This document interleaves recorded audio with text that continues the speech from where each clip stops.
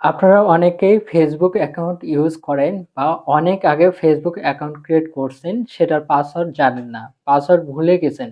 তো এই পাসওয়ার্ডটা কিভাবে ফেসবুকে লগ ইন করে অ্যাক্টিভ করবেন, সম্পূর্ণ প্রসেসটা আমি এই ভিডিওটার মাধ্যমে শেয়ার করব। ভিডিওটি না স্কিপ করে সম্পূর্ণ ভিডিওটি দেখতে থাকুন।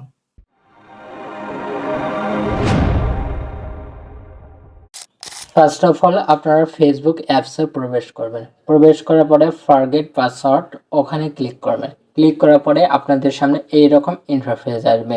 তো ইন্টারফেস আসার পরে এখানে আপনারা যদি নাম্বার দিয়ে খুলে থাকেন তো আপনাদের ফোন নাম্বারটি দিবেন, আর যদি জিমেইল দিয়ে খুলে থাকেন তাহলে অবশ্যই জিমেইলটা দিয়ে নেবেন।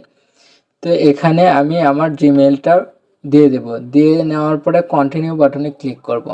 তো কন্টিনিউ বাটনে ক্লিক করার পরে আপনাদের সামনে এইরকম ইন্টারফেস আসবে।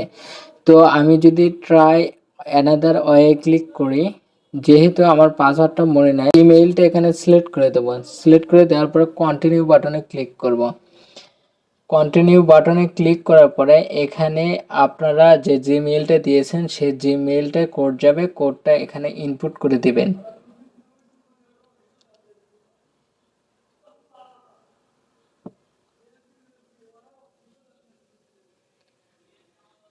আমি কোডটা বসিয়ে নিলাম। বসিয়ে নেওয়ার পরে কন্টিনিউ বাটনে ক্লিক করব।